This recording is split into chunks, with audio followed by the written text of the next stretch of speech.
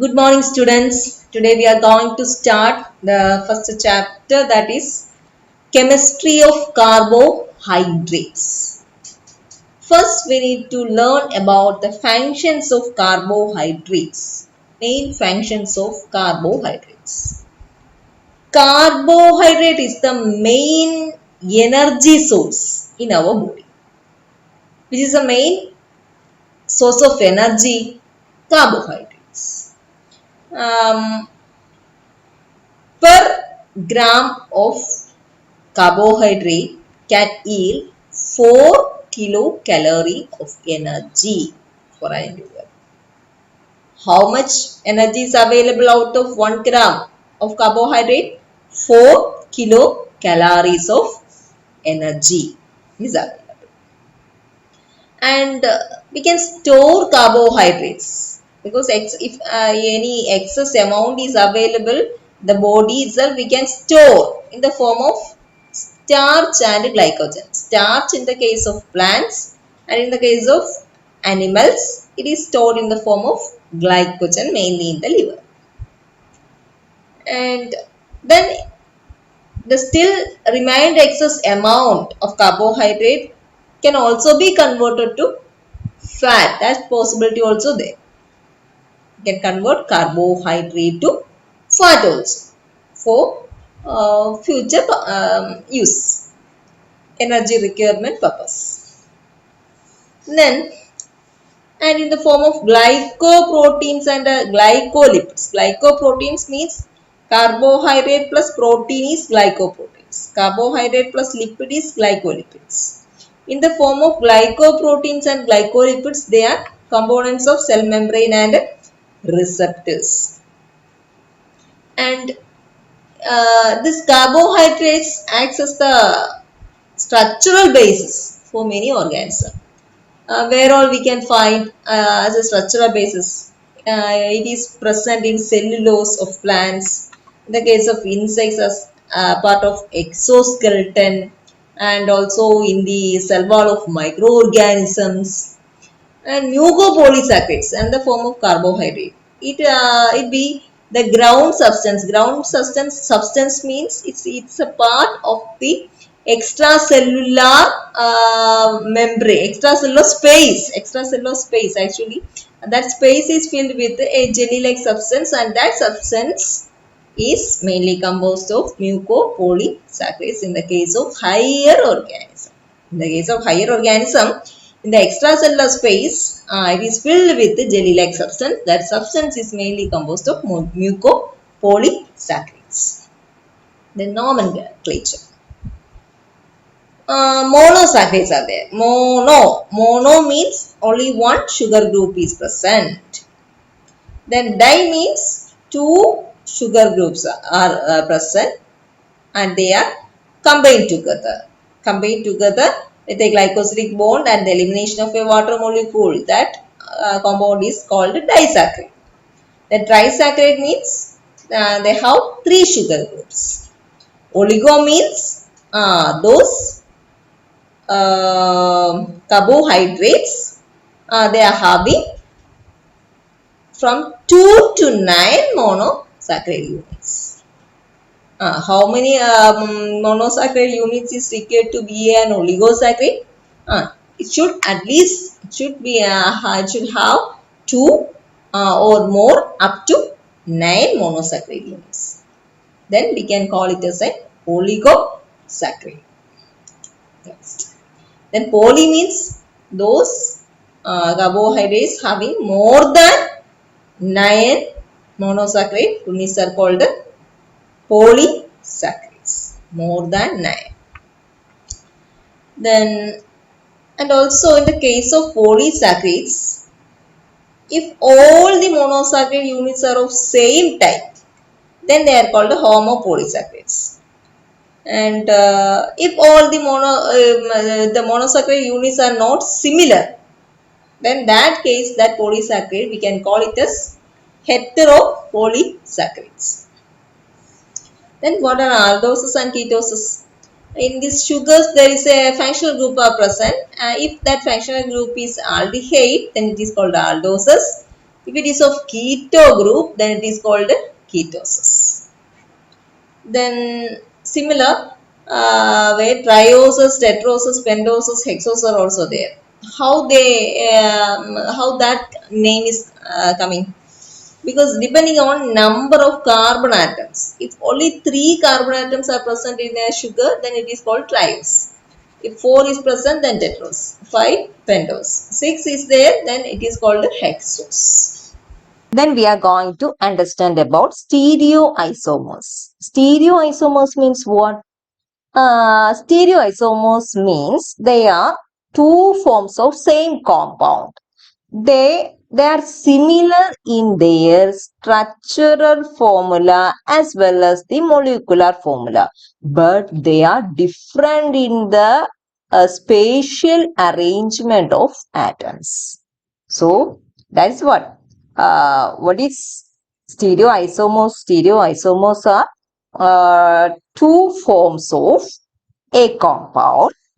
They have same structural formula and molecular formula, but the spatial arrangement of the atoms, that will be different. As we look here, we can see that here H is in this left side and here OH come. That means a rotation happens here. Because of that rotation, this alternate form is forming.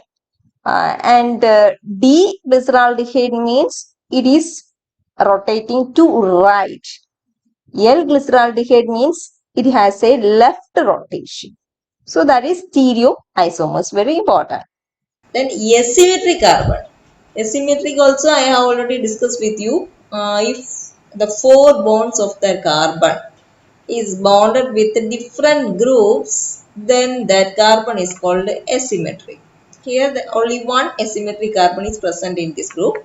Um, so we need to understand how many stereoisomers is possible out of this structure. And there's an equation for that, 2 raised to n. N is the number of asymmetric carbon. Here there is only one asymmetric carbon. So 2 raised to 1 and S is equal to 2. So only 2 isomers is possible out of this structure. Then penultimate carbon. There's some significance for this penultimate carbon. Penultimate means second last. It's not the last one, but the second last. What is the significance of the second last? Here this is the second last carbon. Based on this carbon, we are giving the name, we are understanding whether it is dextrose or levo, D or L. Dextrose means rotation towards right, levo means rotation towards left. And so here in this figure, you listen here, second carbon and the OH group is found on the right side. So it is D-glycerose or D-glyceraldehyde. So that's the importance of penultimate carbon. Here, we are considering the OH group. We are checking the OH group that is attached to the penultimate carbon to understand its name, whether it is D or L, L4. Then optical activity. Optical activity. Reason for the optical activity. Why a carbohydrate is showing optical activity? Because of the presence of asymmetric carbon. Asymmetric carbon, or what is asymmetric? It's very clear to you. So, if asymmetric carbon is present in that compound, compound, then that compound will show optical activity. Before that, we also need to understand about plane polarized light. What is plane polarized light? Plane polarized light means that light, all the waves that present in that light vibrate in same direction, not in different direction. Understand? Say beam of light in which all the waves show same direction of vibration. We'll show you that different waves and their vibration is same. Once more, This direction of vibration is same. Such type of light is called a plane polarized light. Then when it pass through carbohydrates, when a plane polarized light pass through the carbohydrate, what will happen? This is a polarized, plane polarized light having the vibration same direction. So look here, we can understand the change. Here on reaching here after passing that glucose carbohydrate, its plane of vibration has changed, has shifted. It's there's a shift happen in its angle of rotation. That's what. That's why we are saying that carbohydrate have optical activity. Optical activity. It can change the plane of a plane polarized light. Understand? So D-glucose, if it is if that plane polarized light is passed through D-glucose, then it rotates the beam towards right side. If it pass through the L-glucose, then that plane polarized light is rotate to left. And also if we are passing the plane polarized light through a solution that contain equal composition of D and L glucose, then there is no net deviation. There is no fluctuation, no rotation. Okay, because they cancel each other. That effect cancel each other. That's why there is no change in the angle. Then diastereoisomers of glucose. Here, so many isomers of glucose. There are glucose, mannose, galactose. All are D because that OH group is on right side on the penultimate carbon. That's why all are called D, D, D. Then diastereoisomers means here, now look here, D-glucose and D-mannose. Here, the second carbon, with regard to second carbon in the case of D-glucose and D-mannose, there is spatial rearrangement happens. In the case of glucose, OH is here. But in the case of mannose, OH is on the other side. So, we can say that they are isomers and also at the same time that spatial rearrangement happens to the same carbon, second carbon in both these cases. So, they are also called epimers because that change happens to the same carbon. Okay. And D-galactose is also another isomer of glucose. And here that spatial arrangement happens to the fourth carbon. Since that change happened in the fourth, it is not an epimer of glucose or an epimer of mannose. Okay. So then to know much about glucose, glucose is the predominant sugar. Before that, these three forms, more than these three forms are possible for the glucose because why? To a total of 16 isomers are possible for glucose. Why? Because in glucose, 4 asymmetric carbons are present. 1, 2, 3, 4. 4 asymmetric carbons are present. So that's why when it is substituted on 2 raised to n, we got 16. Out of the 16, this D-glucose, D-mannose and D-galactose are common in a biological system, biological body. So then regarding glucose, glucose is the predominant sugar in the body and it is dextrorotatory. Dextrorotatory, D-glucose is dextrorotatory, sorry. D-glucose is dextrorotatory means its rotation is towards right side. Then galactose. Galactose means is a constituent part of lactose and glycoproteins. In the liver, this galactose can epimerize. Epimerize means again it can rearrange, undergo spatial rearrangement and can convert to glucose and can be used up later. in the situations of need. Then mannose it's a constant of glycoproteins. In glycoproteins, mannose we can form. Then epimerism and aldoses. Epimers already I explained to you. Epimers means they differ. These epimers differ one another with regard to one carbon atom, the same carbon atom. Other than the reference carbon, I think it is the carbon that is carrying the functional group. So here in the case of epimers, they differ with respect to the same carbon regarding to its spatial arrangement. So D-glucose and mannose is a epimeric pair. But mannose and D-galactose, they are not epimer because that spatial rearrangement has not happened to the same carbon. Here it is second and here is 4. Then anomerism of sugars. Before coming to anomerism, we need to understand mutarotation. What is mutarotation? If we prepare a fresh D-glucose solution in room temperature, listen to that condition, in room temperature, then its specific rotation of polarized light means we prepare a glucose fresh solution at room temperature, and through that solution we are passing a plain polarized light. Then it turned that polarized light to an angle of 112 degrees Celsius.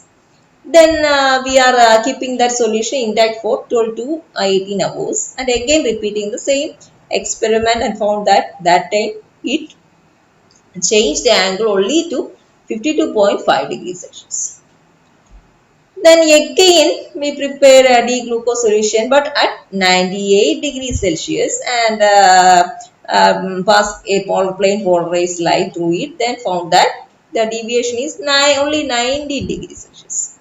When if it kept as such for 12 to 18 hours, then we notice that then that time that rotation is again increased to 52.5 degrees Celsius. So, rotation is that change in rotation with the time. That change in rotation with time is called rotation, because both cases after some time we notice some change in the rotation pattern. That change, that word we need to give stress. You need to add along with your answer. That change, rotation with time, change and time. That two words is important. That change in rotation with time is mutation. Why this mutation is happening? Because D-glucose is an isomer of glucose. This D-glucose have two anomers. Which are the anomers? Alpha form and beta form are there. These are two anomers of D-glucose. And what is anomers? Anomers is simply is the ring form. This is a straight form and this is the ring-like structure. That ring-like forms are called the anomers. Explanation is here. Anomers are cyclic monosaccharides. Or they are epimers also. And they differ each other with regard to first carbon. If that anomer is an aldoses, if it is an aldoses, that epimers differ with respect to the first carbon. If it is a ketosis, then that anomer differ each other with respect to the second carbon. Okay. Why that mutarotation is happening? Why? Because D-glucose is an isomer. It has two anomeric form, that is alpha and beta. This is alpha and this is beta 4. Okay. In the case of aldoses, we are considering the first carbon. In the case of ketosis, we are considering the second carbon. And these two carbons, carbon 1 and carbon 2, they are anomeric also. Anomeric, that carbons are called an anomeric because in relation to these carbons, that spatial rearrangement is happening to create alpha and beta. So in the case of alpha D glucose, its specific rotation is 112 degrees Celsius. If it is of beta D glucose, then it can rotate the plane polarized light to a degree of 90 degrees Celsius. Okay. Then here, these two ring form. These two are anomers of galactose. Okay. Galactose. Here, if we notice these two rings form, it is not a ketose because there is no keto group. C double bond O is not present here. Only CHO group. That is means it's an aldose. CHO. As it is aldose, we need to check the spatial arrangement of first carbon C1 and also first carbon. In the case of C1, here the hydrogen is positioned towards upwards. In the case of beta, that hydrogen is positioned towards downwards. In that way, it differs alpha and beta. Okay.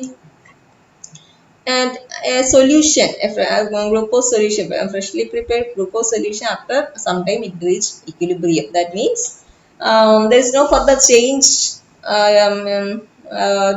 to either alpha or beta form. At that stage, when it reaches equilibrium, the proportion is 1/3 of the solution is of alpha, 2/3 be of beta.